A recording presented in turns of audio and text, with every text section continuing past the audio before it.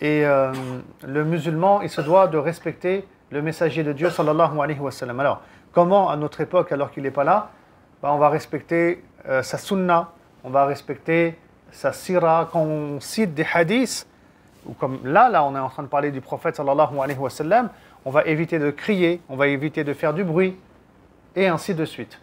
Hein. L'imam Malik, par exemple, fondateur de l'école malikite, pour vous dire, hein, le respect qu'il avait envers le prophète sallallahu alayhi wa sallam, qu'est-ce qu'il faisait? Pourtant, il ne l'a pas connu. Hein. Quand les gens ils venaient l'interroger chez lui dans le domaine du fiqh, dans le droit musulman, il venait et puis il répondait aux questions. Parce que le fiqh, le droit musulman, ça vient de l'analyse humaine, de l'intelligence humaine. Al-fiqh, ça veut dire al-fahm, la compréhension.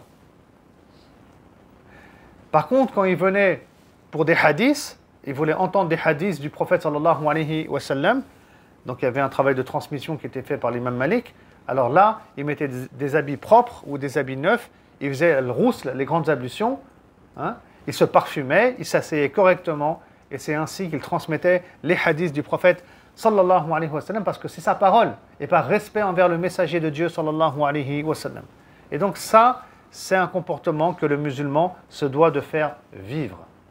Et les compagnons, ils respectaient et aimaient tellement le prophète sallallahu alayhi wa sallam, qu'avant 5 jours avant de mourir, le prophète sallallahu alayhi wa sallam leur dira « Dieu a maudit les juifs et les chrétiens car ils ont fait des tombes de leurs prophètes des lieux d'adoration. » Et il dira aussi « Ne commettez pas des actes d'idolâtrie sur ma tombe. » C'est-à-dire que Allah subhanahu wa ta'ala a reproché à nombre... Alors, excusez-moi.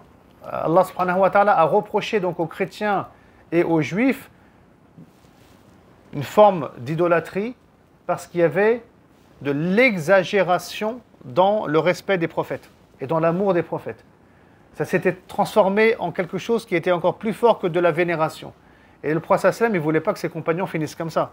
C'est-à-dire, vous m'aimez, vous respectez, très bien, mais il y a une limite. Venez pas faire de ma tombe, après ma mort, un lieu de culte et un lieu d'adoration. Vous voyez ?